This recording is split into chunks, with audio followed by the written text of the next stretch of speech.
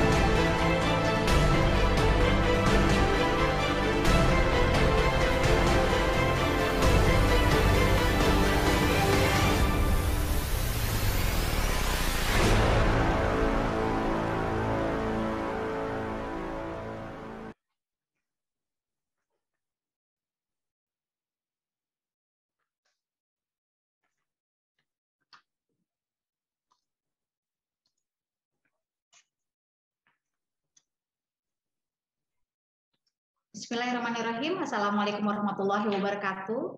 Salam sejahtera bagi kita semua. Om Swastiastu, Namo Buddhaya, salam kebajikan. Selamat siang Bapak dan Ibu sekalian. Saya Farah Karimah selaku MC pada acara webinar hari ini. Selamat datang kembali di acara Infrastruktur Connect Digital Series, merupakan rangkaian kegiatan dari acara Infrastruktur Connect yang merupakan gabungan dari acara Indonesia Infrastructure Week, Konstruksi Indonesia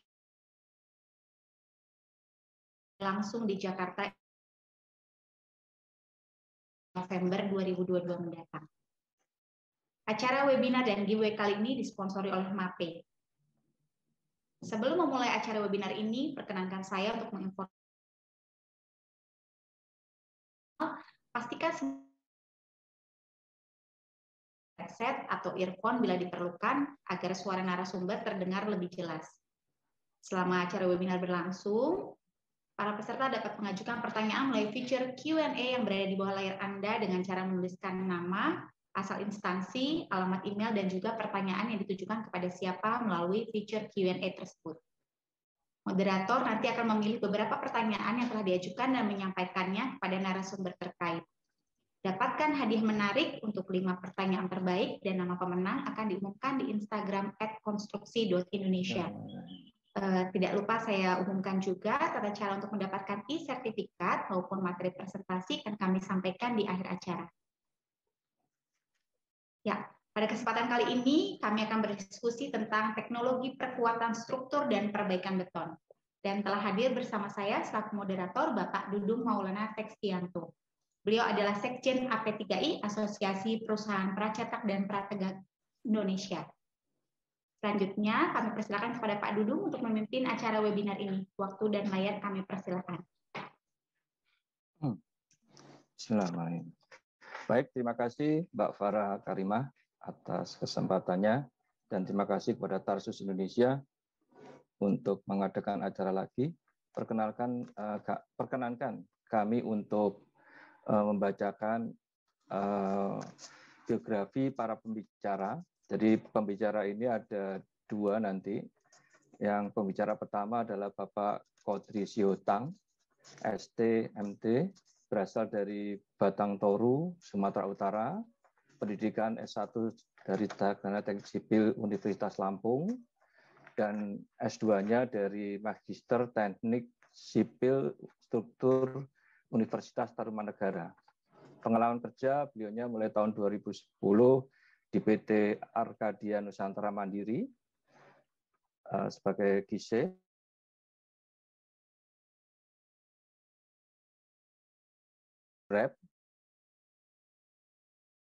Dan tahun 2015 sampai dengan sekarang beliau sebagai PT GIS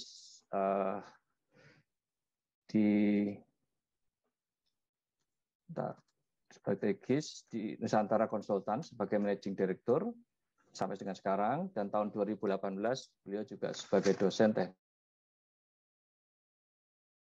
Mulai tahun 2020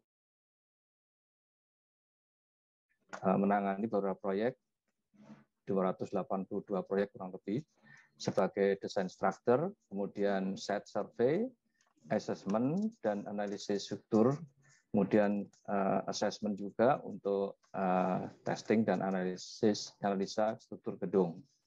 Pelatihan beliau juga mengikuti pertama kali di India tahun 2014, kemudian beliau sebagai pembicara pada beberapa pelatihan tahun 2017 sampai 2021, ada beberapa pelatihan meliputi mengenai kekuatan beton ya. Kemudian setelah itu pembicara kedua nanti itu Pak Hendi. Pak Hendi ini nama lengkapnya Hendi Pradana ST, berasal dari Semarang, Jawa Tengah, pendidikan Bachelor Degree of Civil Engineering dari ITENAS Bandung. Pengalaman kerja tahun 2013 di Tekenaka sebagai Civil dan Struktur Engineer. Tahun 2017 di Jamil Steel sebagai Sales Engineer. Tahun 2018 sampai dengan sekarang di MAPE, Structural Strengthening Line Executive.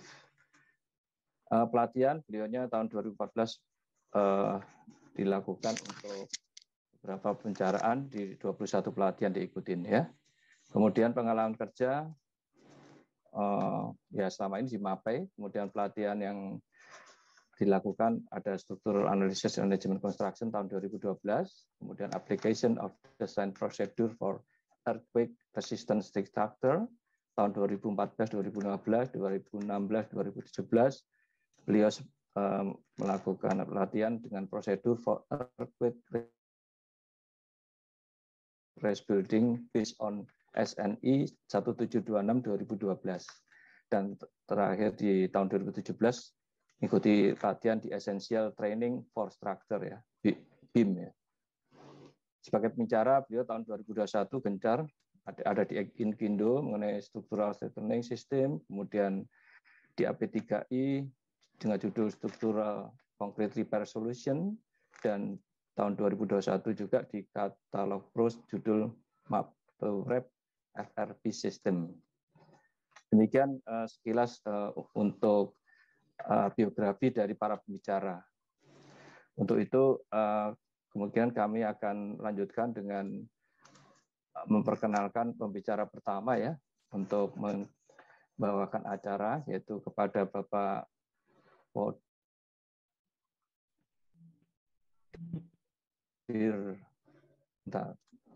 Bapak Kodri, maaf, Bapak Kodri Siotang untuk menyampaikan makalahnya. Waktu dan tempat saya berikan. Terima kasih. Selamat siang para hadirin semua.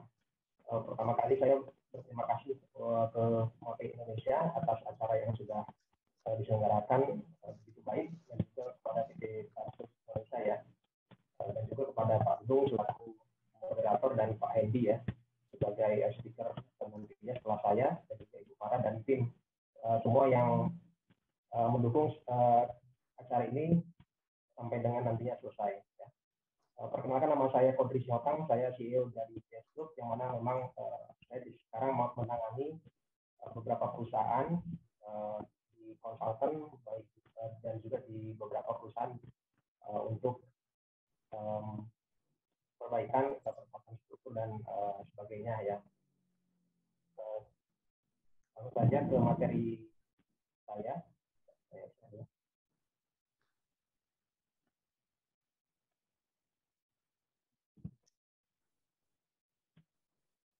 Oke, terlihat Bapak Ibu? Kelihatan, Pak.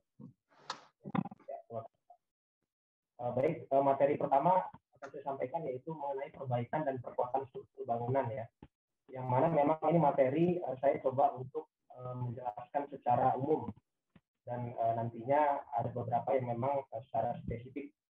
Namun nanti kalau misalkan dari para hadirin ingin menanyakan apa yang kurang jelas atau ingin menanyakan lain hal yang berhubungan dengan perbaikan dan perkuatan struktur, saya persilahkan.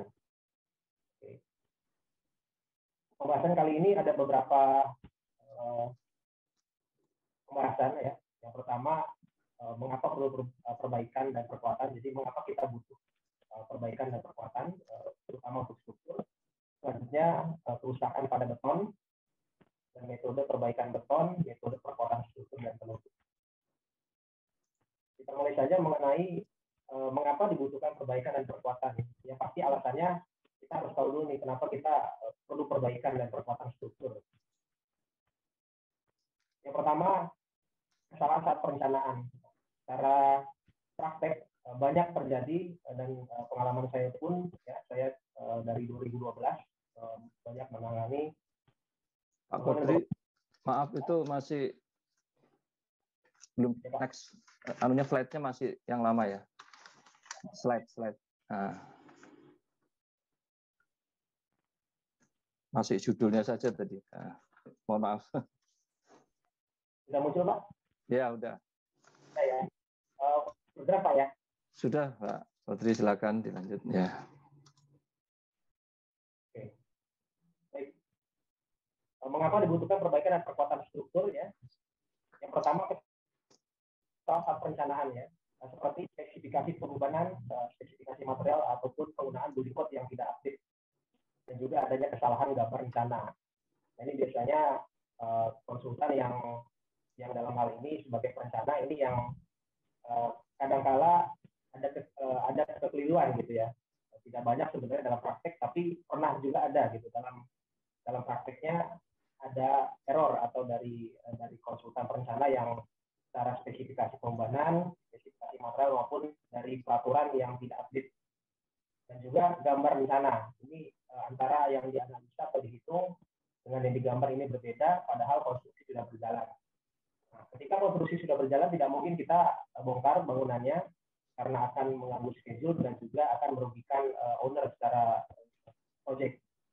Maka solusi perbaikan dan perkuatan ini bisa dilakukan. Tapi kita harus kaji dulu ya dari kebutuhannya. Selanjutnya kesalahan saat proses konstruksi juga. Ini yang sering banyak terjadi yang dilakukan oleh kontraktor. Seperti kesalahan saat pengecoran, depan kurang. Jadi tuh permasalahannya gara-gara ada gini. Dari mutu beton ya, mutu beton yang secara perencanaan tidak sesuai dengan rencana. Jadi misalkan kita mengecor ya, digambar misalkan K300, ternyata di lapangan tidak sampai K300, misalkan hanya K200 atau bahkan di bawahnya. Ini banyak case juga yang terjadi. Beberapa bangunan ini saya audit adanya kesalahan saat proses konstruksi. Ini terjadi karena adanya lemahnya quality control dan juga lemahnya pengawasan di lapangan. Oke. Selanjutnya, adanya faktor pemakaian seperti overloading, artinya penambahan dari beban. Kebanyakan ini terjadi di jembatan ya. Jembatan, jadi misalkan dulu didesain dengan BM 50 misalkan. Dan sekarang jembatan tersebut harus menggunakan BM 100 ya. Jadi artinya adanya penambahan beban kendaraan di jembatan tersebut. Dan juga beberapa case juga ada di bangunan gedung, misalkan adanya penambahan server ya, penambahan alat-alat berat di bangunan gedung dan sebagainya. Ini juga kita bisa memanfaatkan metode perbaikan dan perkuatan untuk struktur. Selanjutnya perubahan fungsi. Nah, ini juga banyak terjadi, misalkan ruko dijadikan XX1 ya, lalu dijadikan tempat gym ya, ini juga akan menambahkan beban hidup ya. Sehingga adanya perubahan fungsi struktur ini perlu dilakukan perkuatan dan juga perbaikan struktur. Perubahan kod peraturan, kita tahu bahwa SNI ada peningkatan di gempa, terutama di SNI 1326 ya, baik itu di SNI sebelumnya 2012 maupun 2022 itu, dan sekarang kita pakai di 2019 itu ada peningkatan kebutuhan untuk gempa ya, yang mana kita harus mengikuti peraturan yang sekarang untuk bangunan existing ya. Ini juga kalau kita evaluasi bangunan existing tersebut secara mayoritas banyak bangunan yang dibutuhkan perkuatan struktur. Pengaruh lingkungan korosi ini banyak terjadi di jembatan maupun pile misalkan, lalu juga pada tulangan-tulangan baja dan sebagainya. Adanya faktor usia bangunan dan juga perawatan yang tidak memadai. Jadi akibat maintenance yang kurang ini sehingga membuat bangunan banyak terjadi poling konkrit, lalu juga korosi pada tulang dan sebagainya ya. Dan yang terakhir terjadi bencana alam ya. Jadi kita sebenarnya sebelum terjadi bencana alam pun kita bisa mengantisipasinya ya dengan melakukan retrofit atau perkuatan seperti gempa bumi, banjir, likuifaksi, bencana longsor dan juga bencana angin dan sebagainya. Ya. Slide saya bisa ya Pak ya? Pak Dudung, Pak. Sudah kelihatan ya gambarnya, jelas. Saya lanjutkan untuk kerusakan pada beton. Teman-teman bisa mengacu ke ACI 201 1R08 yang mana ini untuk guidance untuk melakukan visual inspection. Jadi memang sebelum kita melakukan langkah perbaikan atau perkuatan, kita juga perlu mengetahui sakit bangunan ini apa. Secara simpelnya itu sakitnya bangunan ini apa, dan kita sebagai dokter akan mengecek sakitnya apa, dan kita harus melakukan beberapa tindakan-tindakan. Jadi seperti yang pertama adalah melakukan visual survei. Nah, saya tidak menjelaskan setelah visual survei itu ada namanya survei khusus yang kita melakukan pengecekan untuk mutu beton, kondisi tulangan baja dan sebagainya dengan alat ya. Tapi dalam hal ini saya coba untuk menjelaskan untuk visual survei saja, yang mana di struktur beton itu banyak mengalami masalah-masalah seperti retak ya. Jadi retak struktur itu apabila lebar retaknya lebih besar daripada 0,3 mili ya. Ini termasuk kategori retak struktur. macam-macam ya. Jadi retak struktur itu ada macam-macam, ada namanya raised cracks, ada namanya deep cracks. Ini mungkin banyak kita bisa lihat, kebanyakan ini di jalan ya, konstruksi jalan, rigid pavement. Diagonal crack, retak diagonal, ya, pada komponen struktur lentur, bidang miring retak dan sebagainya, ini kebanyakan di balok ya. Ini ada retak geser ya, dan juga retak pada plat ya. Hairline cracks ini juga banyak kita temui di lapangan ya. Ini retak rambut. Jadi sifatnya dia pada permukaan beton yang sangat kecil sehingga hampir tidak terlihat jelas. Longitudinal crack ini retakan memanjang yang berkembang sejajar dengan panjang elemen struktur. Map cracking atau pattern cracking ini retak pola. Jadi bisa kita lihat ini kalau udah dari fotonya memang kebanyakan ini untuk wall ya, bagian-bagian wall atau plat ya, yang memang secara posisi dia terekspos ya. Jadi mengalami retak pola seperti ada di foto ya. Dan plastik shrinkage cracking ya, retak susut plastik. Jadi retak yang terjadi di permukaan beton segar ya, setelah ditempatkan dan saat masih plastis ya. Shrinkage cracking retak susut ya, jadi juga dikarenakan tegangan yang disebabkan oleh pengekangan eksternal atau internal sebagai pengurangan kadar air berkembang ya, karbonasi yang terjadi atau keduanya. Temperatur cracking ini akibat suhu. Ini kebanyakan kalau case ini kita lihat di pabrik ya, pabrik atau di warehouse ya, biasanya di factory building ini banyak terjadi temperatur crack. Flexural crack dan shear crack ini juga banyak terjadi di jembatan ya. Jembatan kebanyakan masalahnya di shear crack atau retak geser, yang mana polanya 45 derajat, biasanya terjadi di tumpuan ya, kiri dan kanan, dan juga flexural crack atau retak lentur. Biasanya terjadi di tengah ya, di tengah bentang, di depan, kekurangan tulangan utama ya, tulangan posisi komutnya, dan juga tulangan sengkang atau geser pada tumpuan ini shear crack. Ini terjadi banyak di gedung maupun di jembatan dan bangunan-bangunan lainnya. Lalu juga terjadi di stres beton ya, kerusakan pada beton. Kita bisa lihat ini kebanyakan kalau secara praktik saya sering lihat ini di pabrik ya. Akibat mesin dia terjadi curling ya, dan juga defleksi ini secara umum banyak terjadi juga di bangunan sebelumnya. Jadi defleksi atau pergerakan scientific pada struktur, jadi adanya lindusan atau deflection pada struktur.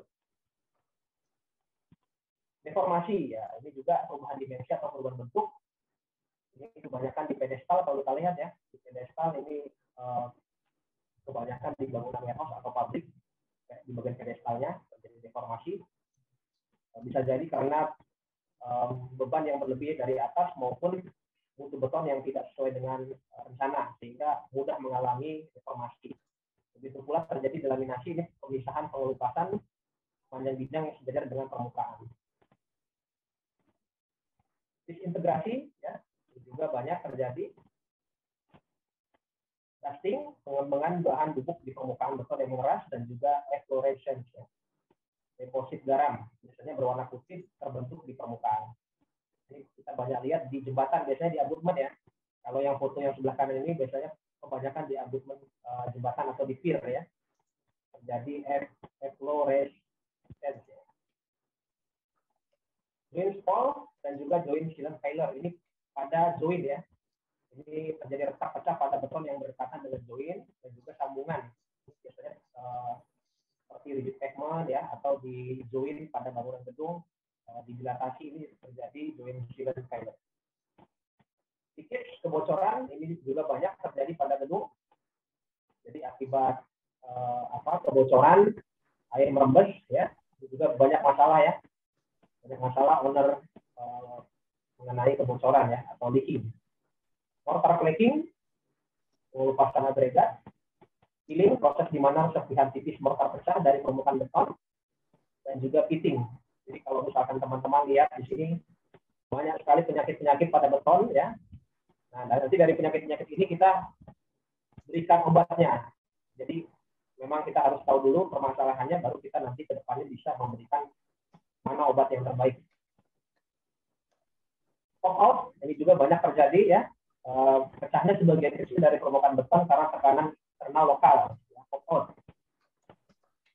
Dan juga scaling, ya, pengelupasan lokal atau pengelupasan permukaan dekat bagian dari beton atau mortar yang mengeras. Dan juga spalling konkret, ya, ini spall yang banyak terjadi di bangunan jembatan, dermaga, gedung dan sebagainya, ya. Jadi terjadi pecahan beton terpecah seperti itu, biasanya berbentuk serpihan karena adanya mechanical effect atau cuaca dan tekanan, api dan sebagainya. Nah, ini banyak jadi permasalahan, apalagi di bangunan-bangunan sipil yang secara umum memang hampir menuju umur bencana, ya, atau bahkan lebih. Blistering dan juga backfalls, ya, backfalls, lalu cold joint lines dan discoloration, ya, perubahan warna juga banyak terjadi di dinding basement, ya, dinding basement atau juga di tulang lantai. Honeycomb, nah ini juga nih karena kebanyakan ini di pelaksanaan dulu ngecornya kompleksnya tidak sempurna sehingga terjadi banyak honeycomb seperti sarang lebah, ya. Nah ini juga terjadi kegagalan mortar dan tidak efektif atau tidak mengisi sempurna, ya, pada ruang di antara agregat kasar, terjadi honeycomb. Sehingga dari penyakit-penyakit itu, jadi saya bicara secara sederhana bahwa beton juga memiliki banyak penyakit, ya, tidak hanya kita sebagai manusia, itu beton juga ini memiliki banyak penyakit tadi kalau kita lihat, ya. Jadi ada spalling, ada macam-macam, ya, tadi, ya, ada honeycomb dan sebagainya.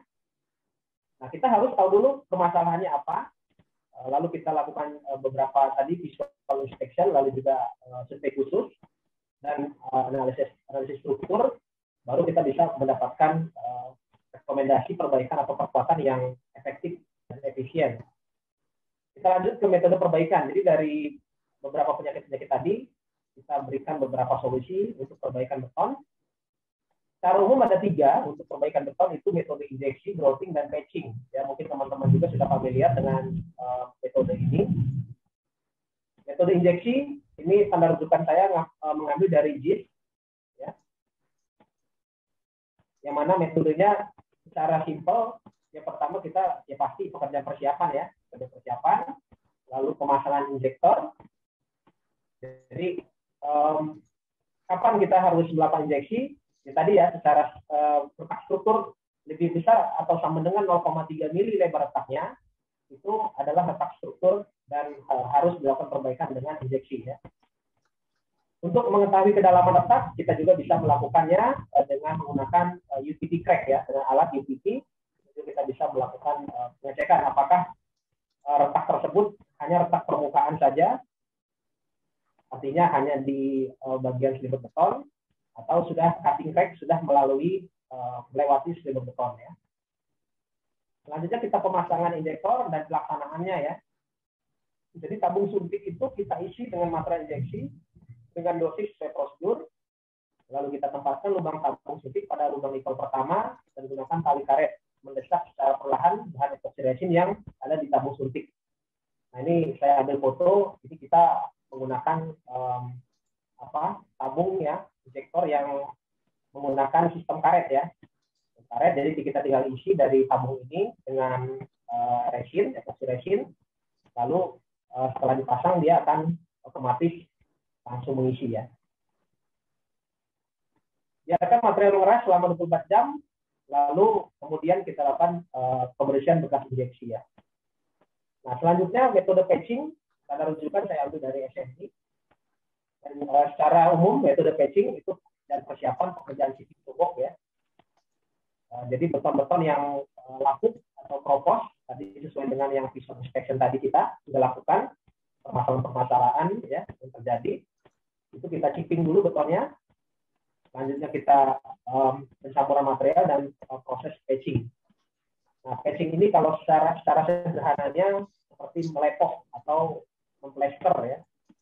Jadi melakukan patching itu dilakukan kalau misalkan dia cukup tebal itu dilakukan per layer, ya, secara bertahap menggunakan patching semen. Jadi bukan pakai semen biasa, tapi teknologinya dia menggunakan patching semen, ya. Banyak di pasaran kita menggunakan patching semen.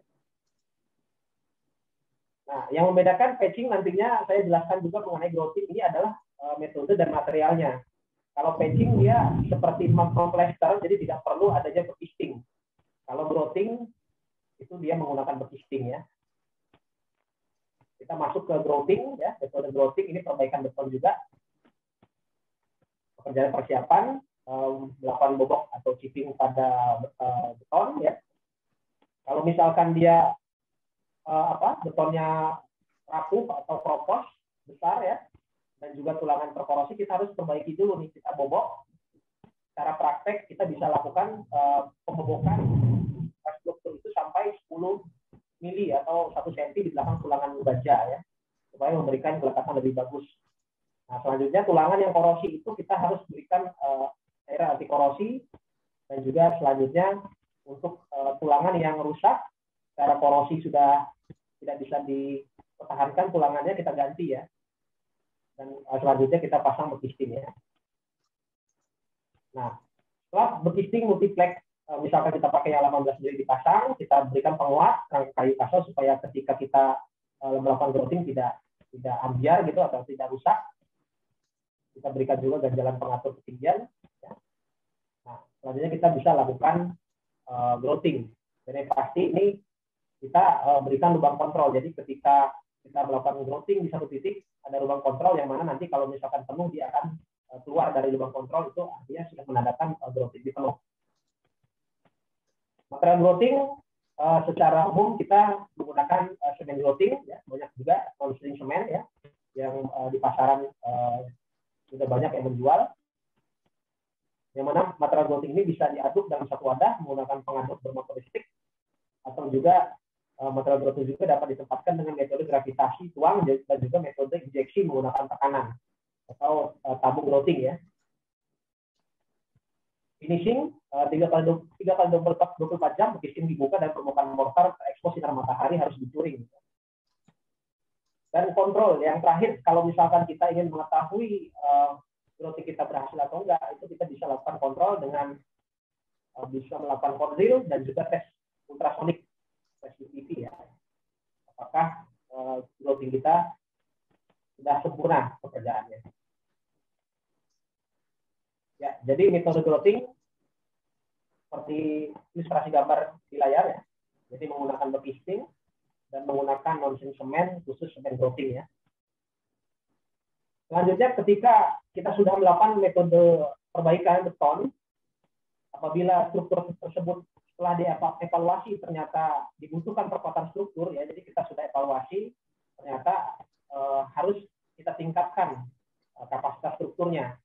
Jadi kita harus bisa membedakan perbaikan dan perkuatan. Kalau perbaikan dia tidak meningkatkan kapasitas struktur ya, tapi dia hanya mengembalikan ke kondisi semula, tapi juga tidak 100% ya. Kalau perkuatan struktur meningkatkan kapasitas dari struktur, baik itu kolom, balok maupun platnya. Beberapa perkuatan ini saya jelaskan mungkin secara umum ya. Perkuatan yang sering kita lakukan itu dengan jacketing, over jacketing ya. Jadi kita memperbesar atau membuat struktur gemuk. Ini contoh case saya di bangunan ya, di bangunan gedung. Ini diperkuat dengan jacketing pada kolom ya. Karena adanya penambahan lantai biasanya, ataupun karena secara kekakuan kita membutuhkan kolom yang kuat. Atau juga kalau misalnya kita cek terhadap strong column beam, kolom terbalok lemah, ternyata kolom kita terlalu langsing, kita bisa juga lakukan dengan concrete jacketing supaya mendapatkan kolom yang proper. Ini metodenya, ya. Jadi pelaksanaannya secara singkat itu ada pekerjaan persiapan, lalu kita juga melakukan chipping bobok pada permukaan beton dan juga pemasangan tulangan tambahan ya. Selanjutnya pelapisan gas anti korosi bila diperlukan, pekerjaan pemasangan bekisting dan proses jacketing. Nah, selanjutnya perkuatan yang sekarang sudah banyak dipakai ya. Memang ini kalau di Indonesia perkuatan teknologi ini dari tahun 99 bahkan ya. 99 tahun 2000 ya, sudah mulai masuk di Indonesia, yaitu FRP ya, fiber reinforced polymer ya. Dengan bahan komposit serat FRP suatu sistem yang bisa diterapkan pada struktur beton untuk meningkatkan kapasitas struktur ya. Sebenarnya tidak hanya beton, juga bisa diperkuat untuk memperkuat struktur baja, tapi memang tidak seefektif beton untuk perkuatan menggunakan FRP. Nanti mungkin Pak Hendy akan menjelaskan secara detail untuk perkuatan dengan FRP. Acuan code yang kita bisa gunakan, kita bisa menggunakan KCI 440 2R17, dan juga ada code dari SNI yang kemarin launching ya, itu SNI 2021 ya, mengenai fiber reinforced polymer. Dan juga standar test, ada STM dan juga ICBO. Metodenya cukup simpel memang karena ini merupakan salah satu teknologi perkuatan, jadi sangat simpel saja. Kalau saya lihat ini metodenya seperti kita pasang wallpaper di rumah ya, tapi tidak sembarangan ya, karena memang ini dibutuhkan kualifikasi yang ketat dari aplikator ya. Jadi main kontraktor pun yang tidak sering menggunakan material ini harus mengadakan training dulu ya, saya rasa ya. Jadi harus memang yang memasang ini harus sudah di training dan juga sudah memiliki sertifikat aplikator ya dengan perkuatan FRP. Karena kalau misalkan tidak biasa masang FRP itu bakal lepas. Jadi tidak bonding di antara epoxy dan fibernya gitu. Jadi secara pemasangan sangat mudah dan cepat ya. Ini contoh case yang mana gedung-gedung yang kami audit strukturnya perlu perkuatan karena gedung tersebut sudah mau dioperasi dipakai gitu ya, ataupun gedung-gedung yang secara bobokan atau secara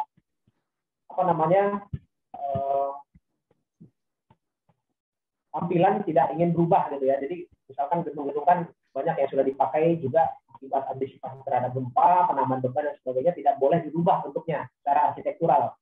Makanya kita menggunakan metode FRP, lebih simpel dan cepat ya. Selanjutnya perkuatan struktur dengan bracing, nah ini untuk baja.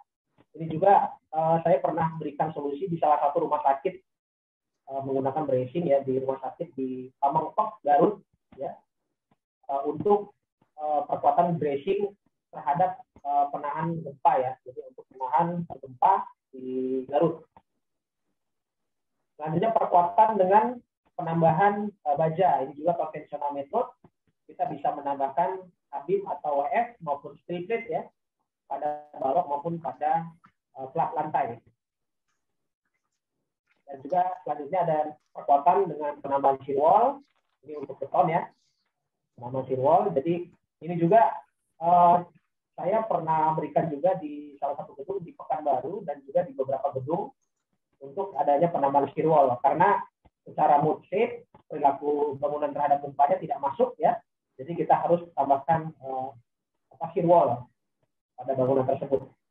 Dan yang selanjutnya perkuatan struktur dengan external pre-stressing. Ini kita menambahkan kabel ya atau external pre-stressing ini di balok maupun di plat juga bisa ya. Ini contohnya di jembatan untuk menahan daya momen terutama supaya lendutannya kecil ya, tertahan oleh si external pre-stressing. Dan juga bisa meningkatkan kapasitas dari strukturnya. Ini contoh jembatan ya. Pak Kodri, waktunya sudah habis. Mohon dipercepat Pak Kodri. Ya. Sudah selesai Pak Dudung. Ya. Ya. Demikian materi saya. Terima kasih Pak. Saya kembalikan ke moderator Pak Dudung. Terima kasih Pak. Baik, terima kasih atas penyampaian yang sangat informatif dan menurut saya ini lagi dibutuhkan di Indonesia ya. Untuk itu kami beri aplaus dulu untuk Pak Kodri ya. Nanti kalau pertanyaan akan kita sampaikan setelah pembicara yang kedua ini akan menyampaikan. Baik, sekarang kita akan berpindah ke pembicara yang kedua, yaitu Bapak Hendy. Nanti Bapak Hendy, untuk itu kami akan sampaikan Pak Hendy. Waktu silakan Pak Hendy, silakan untuk menyampaikan materinya. Terima kasih. Oke, assalamualaikum warahmatullahi wabarakatuh. Selamat siang, Bapak dan Ibu sekalian. Perkenalkan, nama saya Hendy Pradana, perwakilan dari MAPE Indonesia. Saya akan coba share screen dulu, Pak. Apakah sudah terlihat, Pak Dudung? Sudah. Oke, jadi tema kali ini kita akan mengangkat untuk structural strengthening teknologi atau perkuatan struktur teknologi dan perbaikan beton. Jadi untuk sesi kali ini kita akan coba bagi menjadi 3 sesi. Nanti saya akan coba introduce MAPE sebagai company profile-nya. Kemudian juga ada solusi untuk concrete repair dan protection. Kemudian dilanjutkan dengan solusi untuk perkuatan struktur menggunakan sistem FRP. Oke, saya akan coba perkenalkan MAPE terlebih dahulu kepada teman-teman sekalian yang belum tahu mungkin mengenai MAPE. Jadi kita lahir di Italia tahun 37. Sebenarnya MAPE ini adalah sebuah singkatan dari bahasa Italia, Materiali Ausiliari per Edilizia Industria. Jadi kalau kita terjemahkan bebasnya adalah material tambahan untuk bahan bangunan dan industri. Kemudian MAPE sudah ada di 5 benua, termasuk di Asia. Kemudian kita masuk ke Asia tahun 89 di Singapura. Kemudian kita masuk ke Indonesia tahun 2015. Dan per 2016 kita sudah punya pabrik di Cikarang, dan juga kita sudah punya sebuah marketing office di Cibisnai, Cilandak, Simatupang. Ini beberapa figur dari MAPE. Totali kita mempunyai produk 5.500 produk, cukup banyak varian produknya, dan ada 83 plant di 5 benua, di 36 negara yang berbeda. Kalau misalkan dari pihak end user atau owner membutuhkan sertifikat Green Label, kita bisa provide sertifikatnya untuk beberapa produk dari MAPE. Kemudian juga ini adalah R&D kita di Italia. Kalau misalkan dari pihak aplikator, end user, kontraktor ataupun owner yang ingin mengetahui cara mengenai solusi-solusi yang bisa kami tawarkan, kita bisa lakukan semacam mock-up di lapangan atau juga semacam presentation atau webinar dan sebagainya untuk mengetahui beberapa produk-produk yang bisa kami tawarkan. Kita juga punya tim sport, tim cycling. Kemudian juga mungkin kalau yang Bapak suka sepak bola, kita juga punya tim sepak bola di Liga Italia namanya Sassuolo. Kemudian juga ini MAPE Stadium, Stadion MAPE. Jadi ini kita beli stadion bekas dulunya, kemudian kita refurbish semuanya menggunakan produk-produk MAPE, mulai dari cat tribun, atau juga perekat adhesif untuk rumput sintetisnya, ada juga produk-produk untuk concrete repair seperti FRP, grouting, dan lain sebagainya untuk di penumpu-penumpu tiang-tiangnya. Oke, market fokus kita ada di 8 segmen, dari bangunan baru, old building, komersial, industrial, infrastructure, sampai ke marine. Kemudian 5.500 product lines kita divide menjadi 16 segmen, dari produk untuk perekat keramik, ada juga produk untuk perekat untuk parket, ada juga perekat untuk material LVT, ada juga produk-produk untuk epoksi lantai, finishing lantai, baik itu yang bahannya semen base atau juga bahan yang poliuretan. Ada juga produk untuk insulation, terus juga ada untuk admixture concrete, lebih ke obat-obat beton seperti watertight, super plasticizer, waterproofing integral, dan lain sebagainya. Nomor 8, ini yang akan kita bahas hari ini, produk untuk perkuatan struktur dan concrete repair.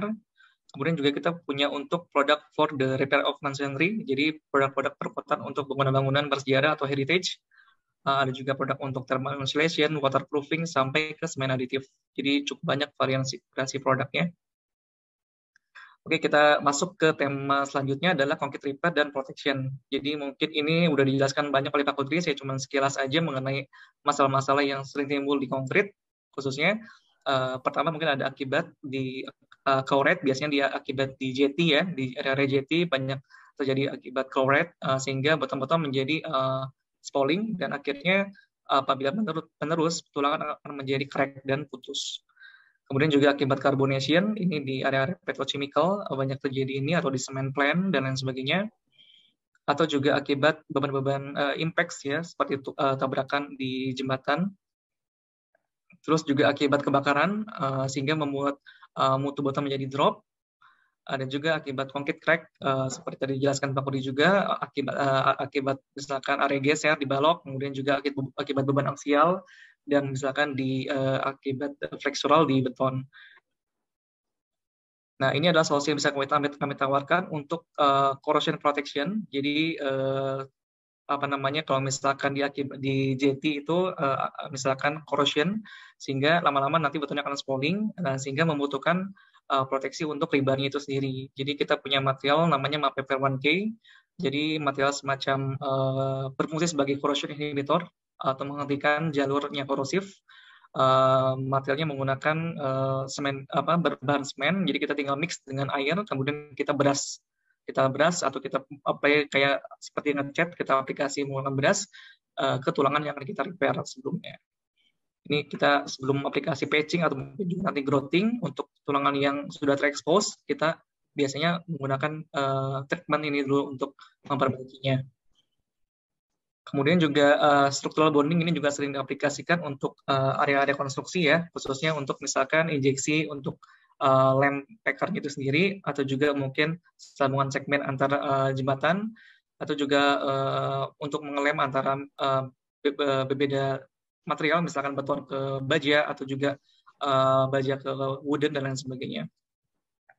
Namanya epoxy adhesive, jadi istilahnya structural bonding ya, jadi dia mempunyai material 2 komponen, nanti kita mix, kemudian kita tempelkan ke area-area yang akan kita aplikasikan. Misalkan kita mau aplikasi injeksi, untuk tadi Pak Kodi sempat menjelaskan ada namanya semacam tabung ya untuk mengisi resinnya. Nah, untuk menempelnya itu kita menggunakan epoxy adhesive agar dia tidak jatuh ke bawah. Kemudian untuk area retak-retakannya kita seal menggunakan material ini. Jadi tadi yang letak di atas 0,3 nanti mungkin dipasang packer antara 15 sampai cm, kemudian jalur retakannya kita tutup menggunakan epoxy adhesive.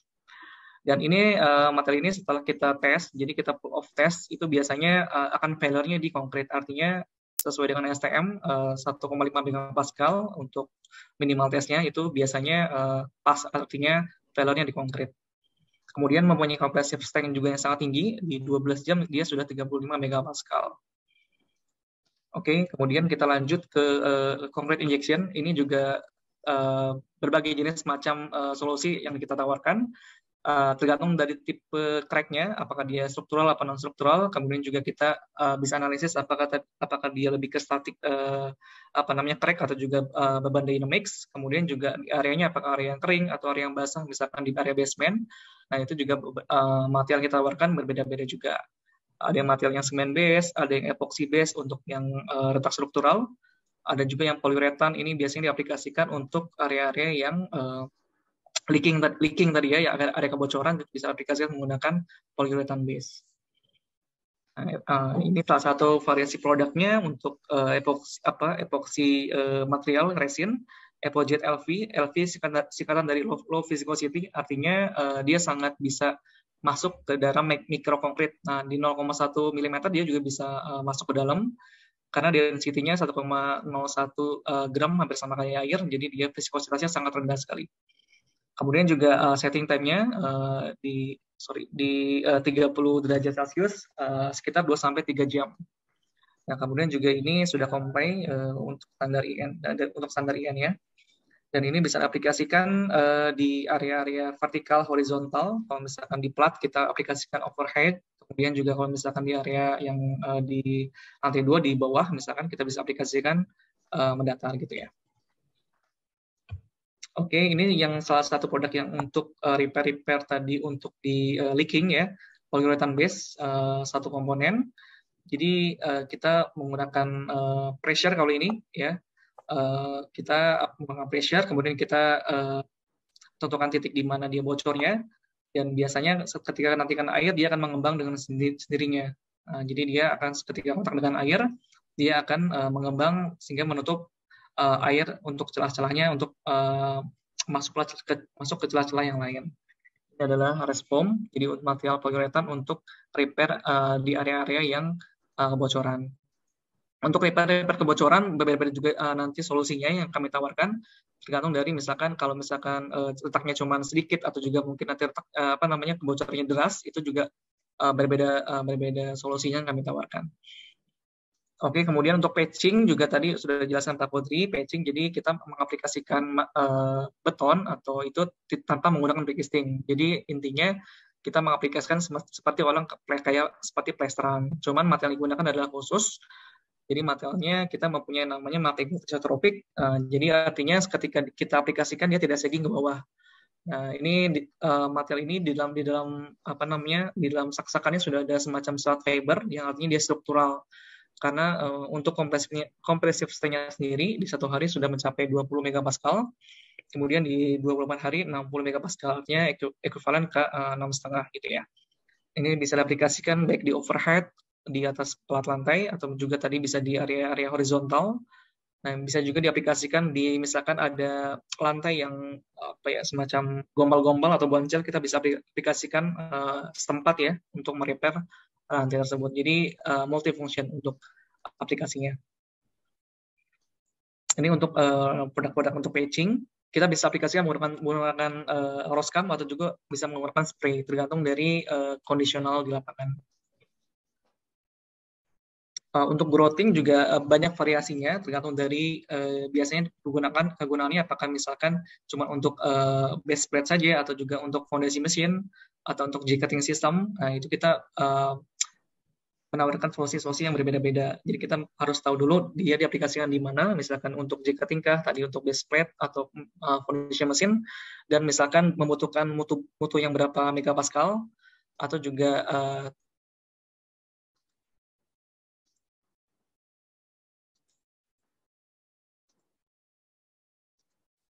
Suaranya kok hilang ya? Pak Hendy? Pak Hendy, suaranya hilang, Pak Hendy.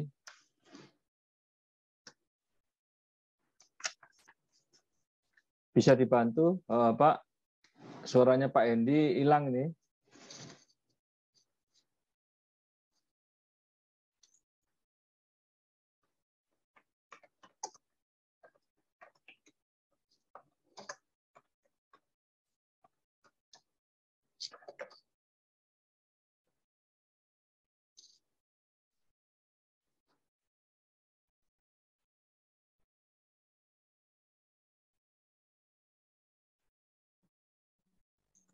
Ya, baik. Tadi suara Pak Hendy hilang ya. Apakah memang ada gangguan putus anunya, apa namanya, connection-nya ya?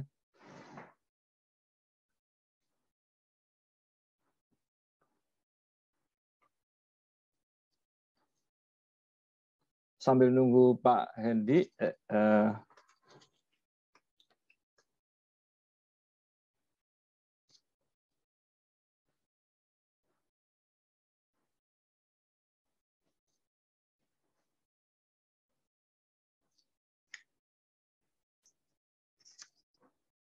ini pertanyaannya banyak sekali nih Pak Kodri. Jadi kayaknya menarik ya. Apa namanya, banyak sekali permasalahan mengenai perbaikan dan perkuatan. Ya, halo. Iya, sorry Pak. Internetnya lagi down. Coba saya share lagi ya. Oh iya. Oke. Tadi sampai mana Pak ya? Kalau sampai Pak Kodri. Patching udah ya, patching Pak? Tadi kayaknya sampai ini loh, apa namanya, patching ya mungkin ya. Oke, patching ya. Oke, saya ulang lagi. Jadi patching tadi sudah jelaskan Pak Kodri, metodenya tidak menggunakan backcasting. Jadi aplikasinya overhead ya, tidak menggunakan backcasting. Kemudian yang bisa kita propose adalah MAPEGO isotropik ya untuk apa namanya materialnya. Mempunyai compressive strength yang cukup tinggi ya, 1 hari sudah mencapai 20 megapascal dan di 24 hari sudah 60 megapascal. Ini bisa diaplikasikan untuk area-area vertikal dan horizontal, kemudian juga untuk area-area repair lantai yang spot-spot kita bisa aplikasikan juga. Kemudian untuk growthing juga kita bisa untuk propose ya, tergantung dari kegunaannya apakah untuk J-cutting system atau juga untuk apa namanya foundation mesin atau juga untuk base plate. Kita bisa aplikasikan, dan juga kita harus tahu thickness-nya yang diaplikasikan berapa senti, jadi karena itu mempengaruhi juga produknya, dan juga mutunya, butuh berapa megapascal untuk apa namanya mencapai yang diinginkan dari konsultan itu sendiri. Ini salah satu produknya yang general propose ya, MAPFL 318, compressive strength-nya 1 hari 30 megapascal, di 28 hari 25 megapascal. Ini bisa diaplikasikan di steel base plate dan lain sebagainya, bisa juga untuk jacketing system. Nah, untuk yang khusus untuk jacketing system ada MAPFL MC06, jadi dia diaplikasikan minimal dengan thickness 5 cm. 5 cm sampai 25 cm dia bisa sekali tuang, jadi bisa diaplikasikan untuk area-area yang membutuhkan sistem jacketing. Kemudian juga strength-nya tadi di atasnya yang sebelumnya 75 megapascal ya. Kemudian juga ini sudah ada agregatnya di dalamnya, jadi ada agregatnya sekitar 6 mm. Kemudian grouting yang lainnya adalah MAPFL PT, ini lebih bisa diaplikasikan untuk area-area semacam kabel tension atau kabel stay untuk jembatan ya. Karena dia sangat fluid sekali atau sangat super fluid ya, dan mempunyai strength yang sangat tinggi sekali, 80 megapascal. Dan ketika salah satu project kita di Malaysia dan menggunakan ini dengan panjang, dengan yang cukup yang panjang, kabel stay yang panjang itu tanpa bleeding dan segregation.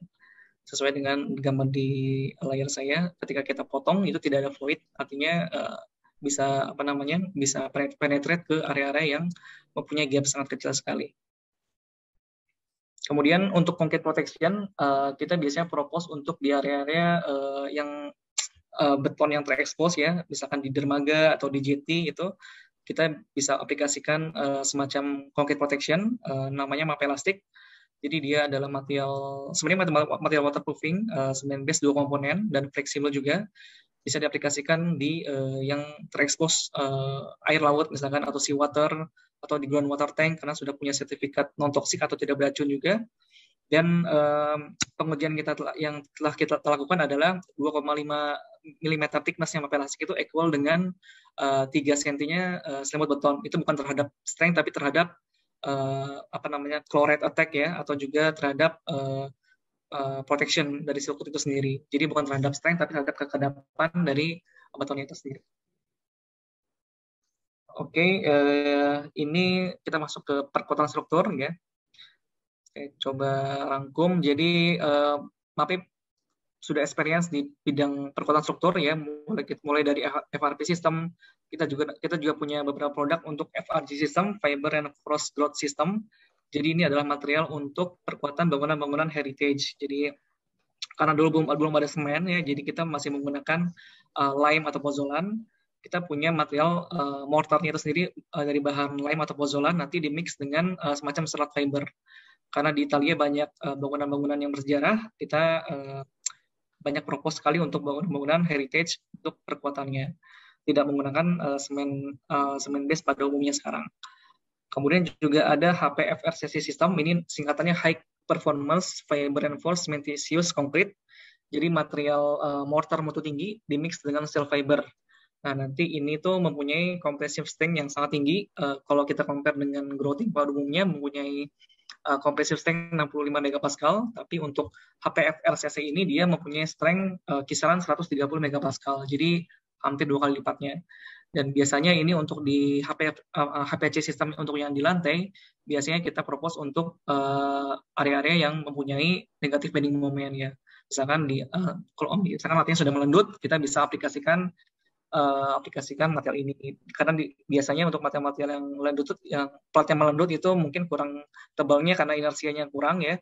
Jadi kita kalau kita compare dengan konvensional, misalkan kita tambah 5 cm atau mungkin 7 cm menggunakan grouting, tapi kita kalau menggunakan HPC system hanya mendapatkan 2 cm. Jadi sangat minimalis sekali untuk perkuatannya. Cuman sayangnya ini masih belum ada code yang mengatur di SEI, karena kita kan dari SEI mengacu ke SEI, jadi kita masih mengacu ke IN standar gitu. Jadi mungkin butuh bantuan konsultan untuk approach produk-produk ini. Kemudian juga MAPERP System ini adalah perkuatan untuk di dinding, untuk perkuatan di ceiling dan dinding ya, karena pada dasarnya dinding itu tidak didesain menerima gempa. Akhirnya pada saat terjadi gempa, yang terjadi kolaps duluan adalah dinding non struktural. Nah biasanya kita coba propose ya, biasanya untuk yang mempunyai faktor utama gempa 1 seperti rumah sakit dan juga sekolahan ya untuk area dindingnya. Jadi gempa, orang-orang bisa evakuasi terlebih dahulu gitu. Itu salah satu fungsinya. Tapi mungkin hari ini kita akan fokus ke FRP system ya, sesuai apa tadi yang sudah dijelaskan Pak Godri. Sudah Pak Godri jelaskan kenapa kita butuh perkuatan struktur ya akibat masalah duration atau juga code dan juga increase spinning capacity. Ini juga sudah metode jacketing system untuk konvensionalnya dan menggunakan steel plate bonding. Kemudian juga kelebihannya juga FRP sungguh banyak kelebihannya dibandingkan metode konvensional case by case. Jadi untuk tensile strength-nya juga compare dengan baja lebih tinggi. Kemudian juga secara thickness-nya, jadi dia low thickness dan lightness, jadi sangat ringan sekali. Apabila kita menggunakan jacketing akan menambah beban self-weight-nya, artinya akan menambah beban dead load-nya itu sendiri. Sehingga harus dicek lagi secara keseluruhan apakah nanti kondisinya cukup atau juga nanti pelkatnya cukup. Nah, mungkin kalau FRP itu tidak membutuhkan dicek lagi untuk beratnya. Kemudian juga aplikasinya mudah dan cepat juga, tapi khususnya untuk diaplikasikan untuk aplikator-aplikator yang sudah tersertify. Jadi aplikator yang sudah tersertifikasi bisa mengaplikasikan, tidak oleh orang sembarangan yang bisa mengaplikasikan. Kemudian juga FRP ini jadi terdiri dari 2 jenis material, ada serat fiber dan juga ada matrix atau resin ya. Jadi nanti kita kombinasikan sehingga mempunyai tensile strength yang sangat tinggi sekali. Ini beberapa varian produk dari MAPE, cukup lengkap. Kita mempunyai material dari yang bahannya karbon. Nah, karbon juga ada beberapa jenis. Ada karbon yang uniaksial satu arah, ada juga yang biaksial 2 arah, seratnya 2 arah. Kemudian juga ada yang kuadriaksial 4 arah. Jadi biasanya untuk yang kuadriaksial kita propose di area-area joint column ya. Jadi tidak tumpang tindih. Kita bisa aplikasikan kuadriaksial. Kemudian yang biaksial 2 arah biasanya diaplikasikan untuk struktur yang mempunyai pelat-pelat 2 arah, misalkan shear wall, chimney, atau juga pelat yang punya 2 arah, kita bisa propose menggunakan biaksial. Tapi pada umumnya di Indonesia masih menggunakan yang uniaksial. Kemudian juga FRP ini nanti dikombinasikan dengan epoxy system. Jadi ada epoxy-nya itu sendiri ya, kita kombinasikan. Jadi FRP dan epoxy epoxy kita kombinasikan sehingga akan menjadi suatu kekuatan yang bisa diaplikasikan itu sendiri. Dan ada juga yang bahannya gelas. Waktunya sudah habis, tapi monggo kalau mau dipercepat ya. Silakan. Oke, 5 menit Pak ya. Jadi ada juga tadi yang karbon, sekarang ada yang gelas juga. Cuman masalah strength-nya mungkin jauh di atas karbon. Di bawah karbon. Untuk yang gelas kira-kira 500 megapascal, sedangkan yang karbon 1500 megapascal. Jadi hampir 3 kali lipatnya kurang dari yang karbon. Kemudian juga ada juga yang bahannya plats. Jadi tadi kita ada yang wrapping, ada juga yang plats. Tapi biasanya yang plat ini kita aplikasikan di area-area flexural karena dia tidak bisa ditekuk sebagaimana yang wrapping. Jadi kita biasanya diaplikasikan untuk area-area flexural di balok ataupun di plat lantai. Ini juga beberapa aksesoris ya seperti angkur fiber, ada juga semacam karbon yang mempunyai seperti tulangan karbon, itu juga ada, atau yang gelas, berbagai macam variasi aksesorisnya. Ini untuk preparation-nya dari misalkan tadi kalau ada yang crack kita harus injeksi dulu ya di atas 0,3 mm itu mandatory untuk injeksi. Kemudian kalau misalkan ada yang damage ya konkretnya kita biasanya patching dulu, kemudian baru kita aplikasikan FRP system. Ini beberapa contoh sistem untuk di flexural strength, misalkan di bawah balok ada juga case-case misalkan flexural strength yang menggunakan plat. Kemudian di area geser ini juga berbagai macam jenis tergantung dari desain dari konsultan. Ada yang menerus, ada yang strip, ada juga yang diagonal mengikuti alur crack-nya itu sendiri. Ini untuk di kolom ya. Kolom, oke. Kemudian ini juga di joint system. Untuk material MAPE sudah tersertifikasi ICCS dari suatu lembaga di Amerika yang bertugas untuk mengecek apakah material ini sudah sesuai dengan peraturan ACI atau belum. Kita bisa provide dokumen ini untuk para desainer atau konsultan yang membutuhkan sertifikasinya. Untuk desainnya tadi sudah dijelaskan juga, kita mengacu ke SI 440 dan infonya di 2021 juga SI ini sudah terbit ya Pak. Ini beberapa project reference kita di Indonesia, ada juga nanti yang di luar beberapa jembatan, ada yang injeksi, patching, dan juga FRP, dan juga ini di Bandara Palu, akibat seismik gempa, ada juga di Pali Ambon, di beberapa ruko di Jakarta ya, di perumahan juga residensial, ini untuk proyek-proyek di luar Eropa sana. Menggunakan FRP sistem baik itu di kolom balok ataupun di area-area gesernya. Ini di Chimney di Italia. Oke Pak Dudung, mudah-mudahan jelas Pak. Ya, sebetulnya waktunya kurang ya, karena dikasih cuma 20 menit nih. Tapi saya udah longgarkan 30 menit, ya masih aja kurang ya. Ya, Pak. Oke, sangat menarik ya, Bapak sekalian. Terlihat dari saya sendiri juga kadang-kadang banyak banget ya. Kemungkinan nanti mohon maaf kepada Bapak yang bertanya, kalau tidak ada pertanyaan yang kita sampaikan di pilihan kita jawab, nanti akan dicatat oleh pihak MAPE, kemudian akan dikirimkan lewat email.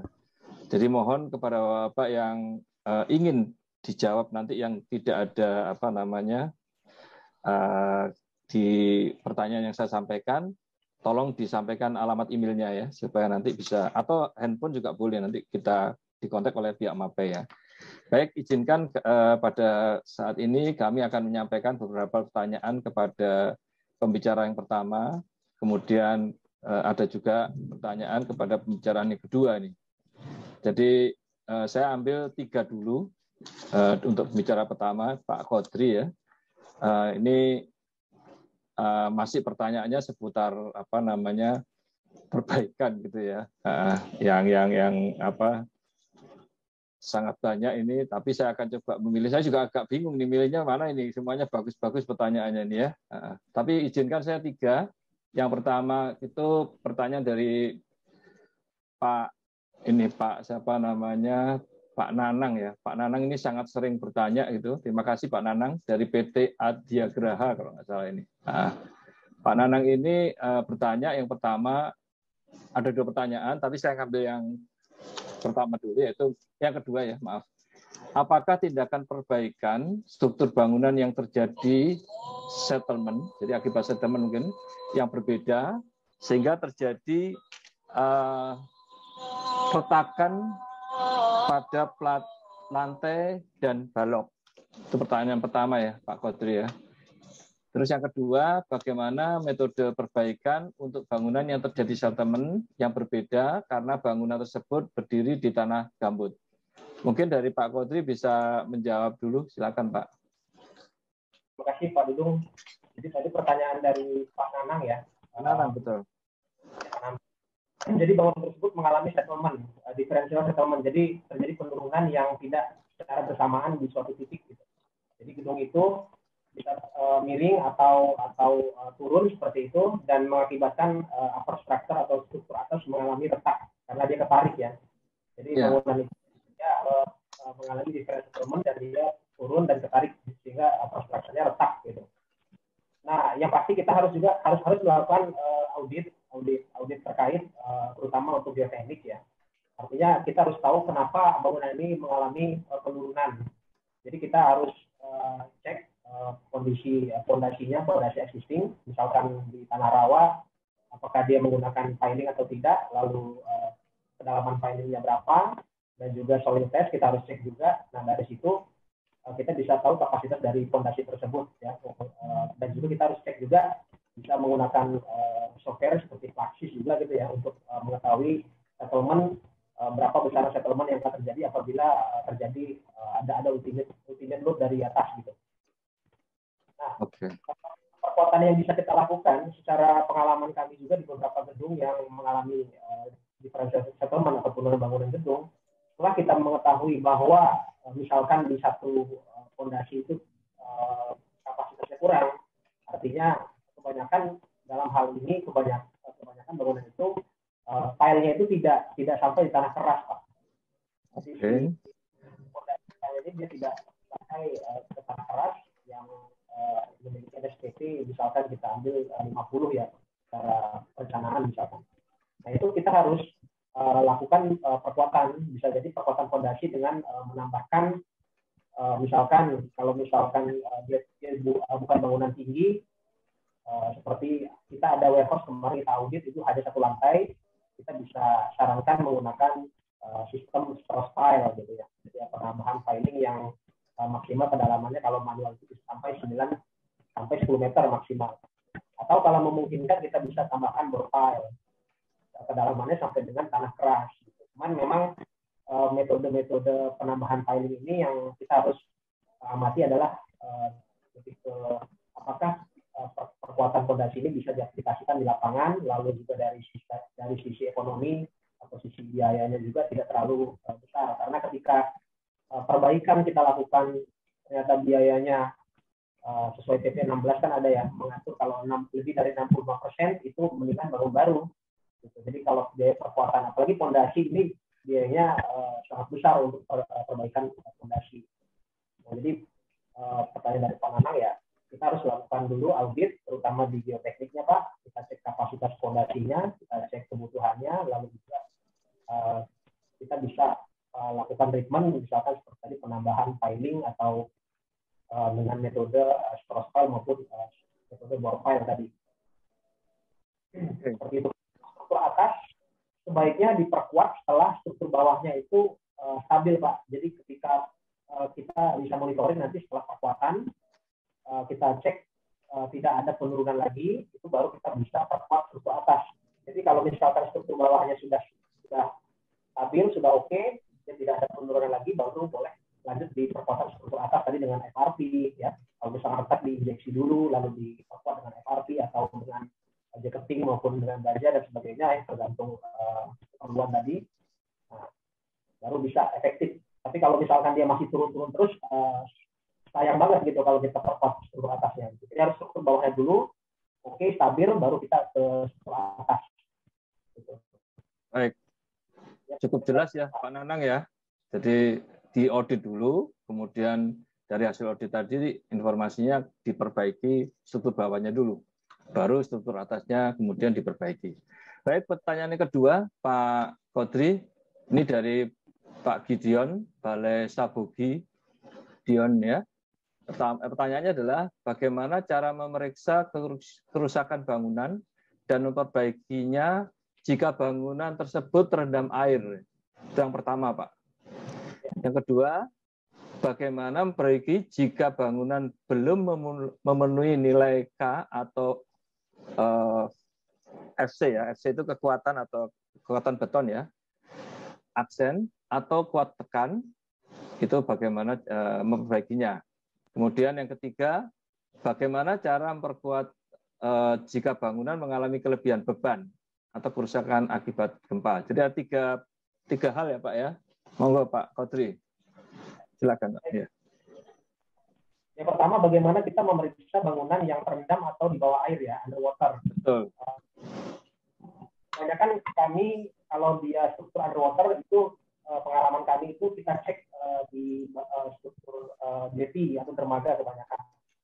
Kita cek file dan juga kemarin kita juga pernah cek itu dam Pak.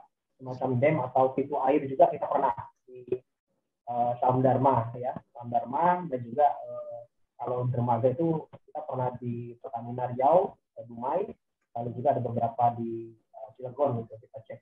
Nah kalau mau ceknya itu kita bisa pakai penyelam Pak, pakai diver ya, certified diver, kita secara visual kita cek bawah air ya, bawah airnya.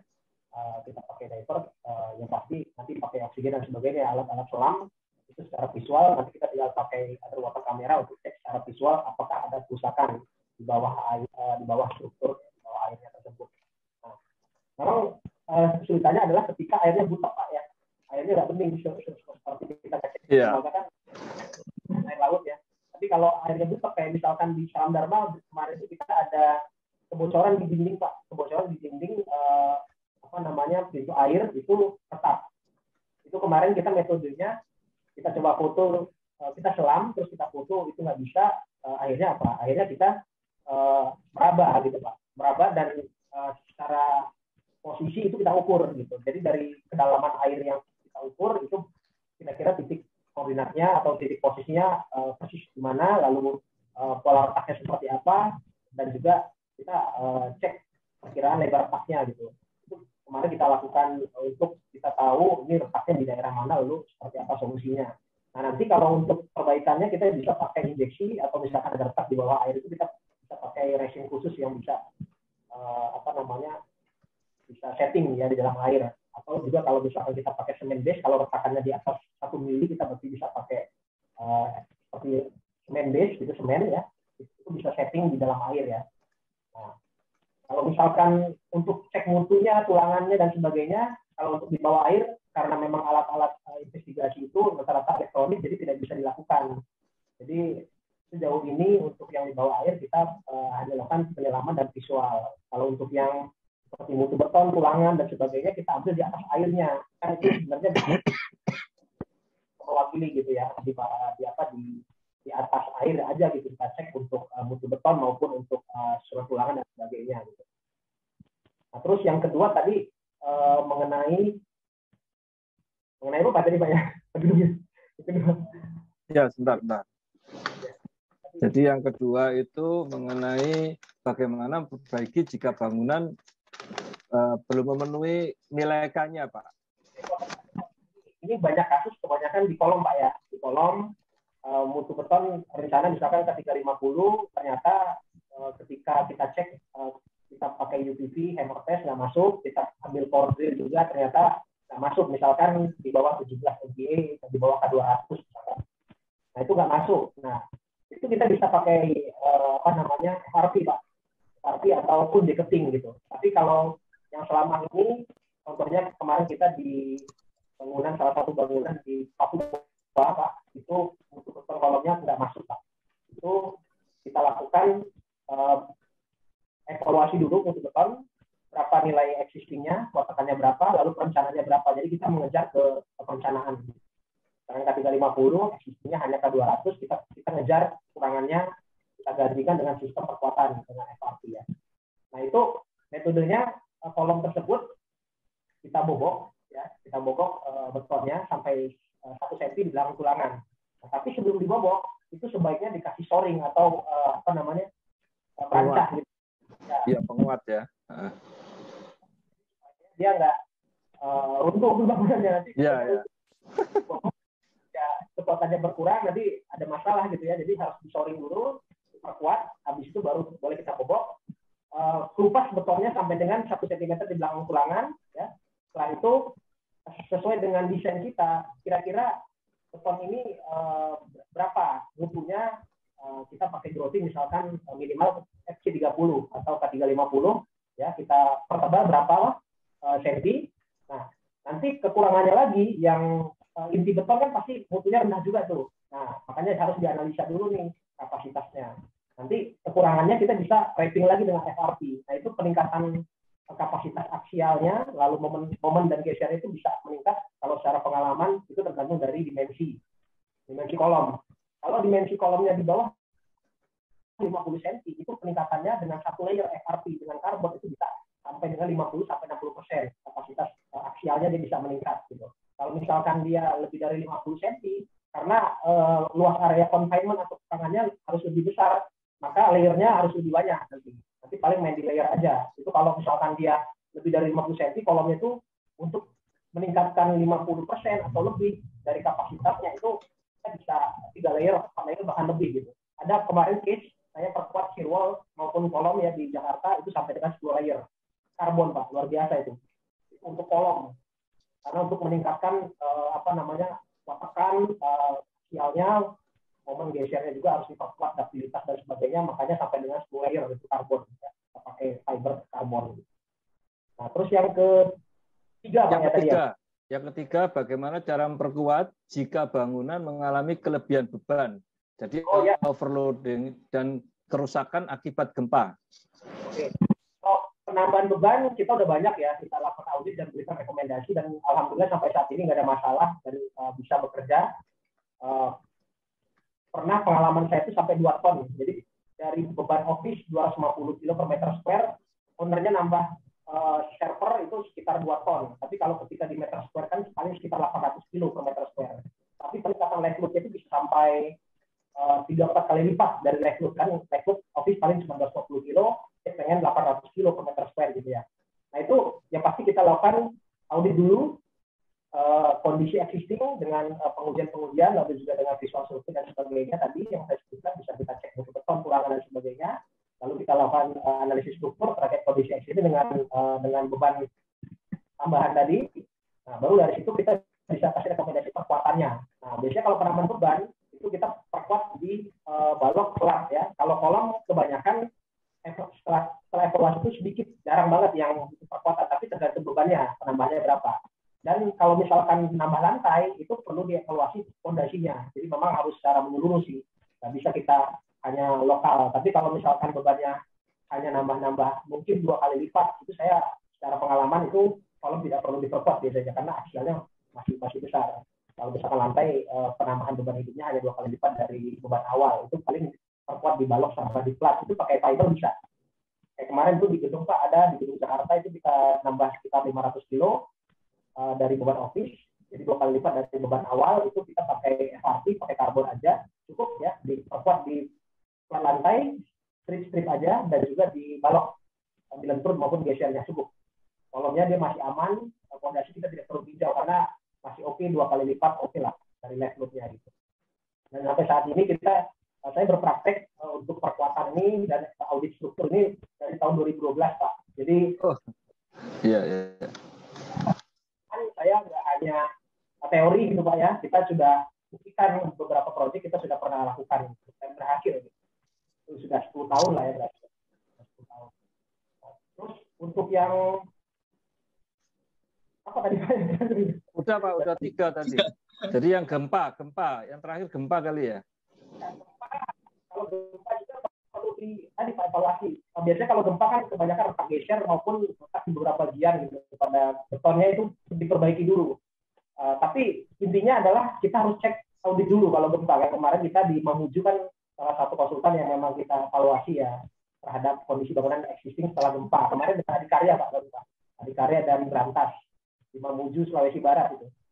Itu kita cek dulu secara visual ya kan, retak seperti apa, deformasi betonnya seperti apa, itu untuk perbaikan. Lalu kemiringan bangunan juga perlu kalau gempa. Kalau misalkan dia sudah lewat dari 1% ya secara struktur dia sudah mendingan didemolish kalau menurut saya, karena lebih dari 1% kan. Lebih dari 1% kita verticality dia sudah didemolish aja, nggak usah diperkuat gitu. Atau kita evaluasi secara dia analisa perbaikannya lebih dari 65% demolish aja. Tapi secara kegempaan semua bisa diperbaiki dan diperkuat gitu. Dengan sistem tadi Pak Hedi bilang pakai FRP juga sudah digunakan juga di Mamuju pasca gempa. Dan Palu ya, dan Palu kita juga rekomendasikan di beberapa rumah sakit dan juga kampus. Gitu Pak. Itu kira-kira Pak. Ya. Ini udah lewat 20 menit ya tanya jawabnya ini. Mohon izin nih, apakah bisa saya tambahin 1 pertanyaan untuk Pak Hendi ya? Silakan Bapak. Ya, pertanyaannya mudah kok pertanyaannya. Kalau ini kan sudah disampaikan oleh Pak Kodi tadi juga menarik ya, Pak. Pertanyaannya juga banyak, nanti akan dijawab ya. Tetapi pertanyaan yang sangat mendasar ini menurut saya itu oleh Budri Dinariana dari UPI YAI ya. Apakah produk ini bisa dengan mudah diperoleh di Indonesia? Nah, nanti tolong dijelaskan ke Pak Hendi mungkin ya. Bagaimana cara mendapatkan produk ini?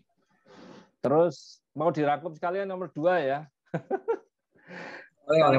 Dengan Budiah itu pertanyaannya dari Dinas PRK PCK, itu pertanyaannya keunggulan dari MAPE ini dibandingkan produk perbaikan beton yang lain.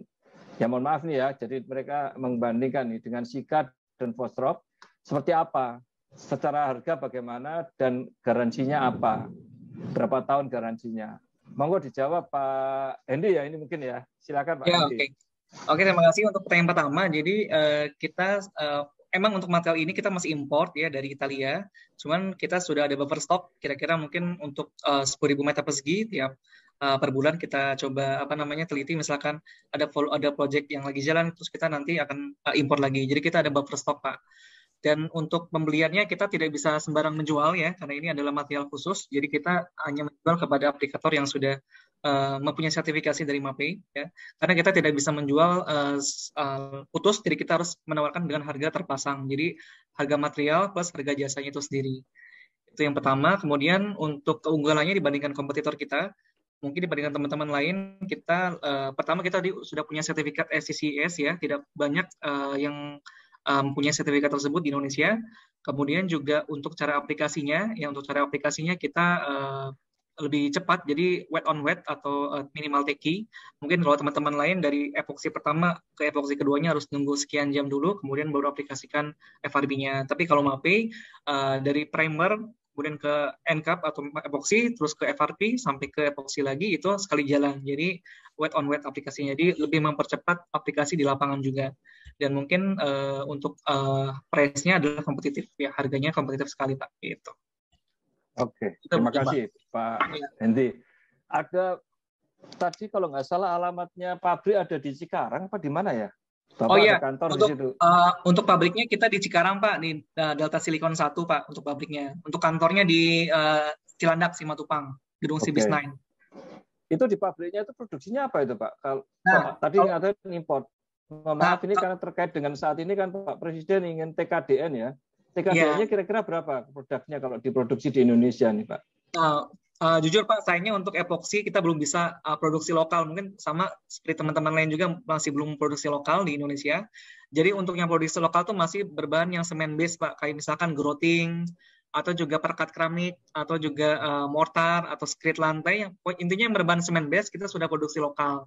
Tapi untuk material seperti epoxy resin, atau juga material sealant gitu ya, waterproofing polyuretan, akrilik, dan sebagainya itu masih import dari MAPEI Italia, MAPEI Singapura, MAPEI Malaysia, dan MAPEI tetangga Pak gitu. Jadi untuk FRP kita belum bisa lokal Pak, sayang sekali. Ya, itu juga kalau memang belum bisa dilakukan di Indonesia, ini saran aja kalau memang nanti bisa dikembangkan oleh pabrikan di sini, impor. Ya, mudah-mudahan Pak kedepannya Pak bisa Pak. Ya, karena ini banyak sekali ini yang memakai kayaknya nih, pertanyaannya gencar nih. Mudah-mudahan Pak pasti banyak nih. Iya, waktunya karena kita nggak panjang. Mohon maaf kepada Bapak yang bertanya, Ibu-ibu yang bertanya, nanti akan diupayakan dijawab sama wakil dari MAPEI, mungkin Pak Hendy atau Pak Kodri ya. Silakan Bapak nanti langsung juga berkomunikasi, hubungin ke MAPEI-nya. Mungkin saya akan ringkas saja ya, karena pertanyaannya udah gencar sekali ini. Langsung aja mungkin saya berikan secara cepat untuk 5 menit yang ya saya minta tambahan ini dari panitia ya. Jadi sekali lagi saya akan coba konklusikan ya. Jadi di sini memang produk dari MAPEI ini dipergunakan untuk perkuatan struktur tadi kan. Nah, perkuatan struktur tadi diakibatkan oleh adanya tadi perubahan fungsi, misalnya tambah beban atau apa gitu kan. Kemudian ada gempa, kemudian kebakaran atau korosi ya di laut, di daerah yang mengandung chloride ya. Di Indonesia sangat kental dengan itu. Bahkan yang terakhir mengenai karbon ya, kandungan karbon juga bisa merusak beton juga. Itu juga mengakibatkan itu. Dan tadi sudah dijawab dengan jelas cara perbaikannya gitu ya. Namun demikian juga ada yang disebabkan karena kesalahan para desainer yang salah gitu ya. Juga kesalahan pada saat pembangunannya, yaitu di mutu yang tidak masuk dan sebagainya. Sehingga itu akhirnya memerlukan perbaikan, dan perbaikan tadi bisa ditangani oleh MAPEI dengan kalau harga tadi disebutkan sangat kompetitif ya. Tapi materialnya masih dari luar ya. Ya, nanti sarannya bisa dibangun di Indonesia gitu ya. Saya kira itu kesimpulan dari hari ini dari dua pembicara.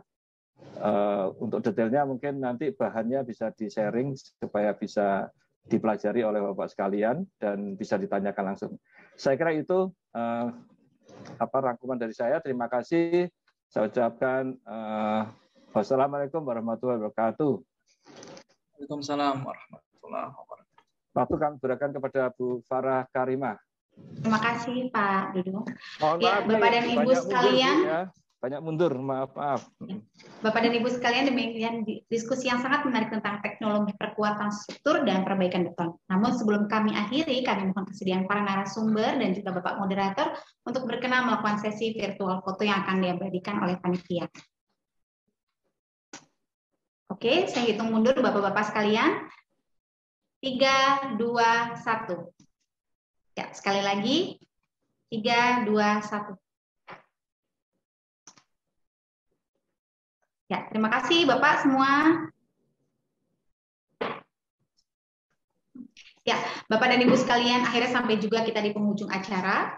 Kami ucapkan terima kasih yang sebesar-besarnya kepada para narasumber dan moderator, dan kami ucapkan juga terima kasih kepada para peserta yang telah berpartisipasi dalam acara webinar ini.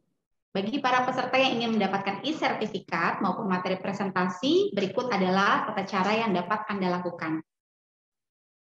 Yang pertama, scan barcode yang terdapat pada layar Anda. Kemudian isi formulir yang tersedia dengan data diri Anda secara lengkap. Untuk penulisan nama pada e-sertifikat berdasarkan data yang telah Anda submit. E-sertifikat dan materi presentasi akan kami kirimkan melalui email paling lambat 10 hari kerja. Dan juga untuk kesalahan penulisan nama dan alamat email di luar tanggung jawab panitia. Jadi, pastikan data yang Anda submit itu sudah benar. Ya, demikian acara webinar kami kali ini. Follow Instagram kami @konstruksi.indonesia untuk mendapatkan informasi lengkap mengenai rangkaian kegiatan webinar selanjutnya. Sampai jumpa di Infrastruktur Connect Digital Series selanjutnya. Wassalamualaikum warahmatullahi wabarakatuh. Selamat sore dan salam sejahtera bagi kita semua.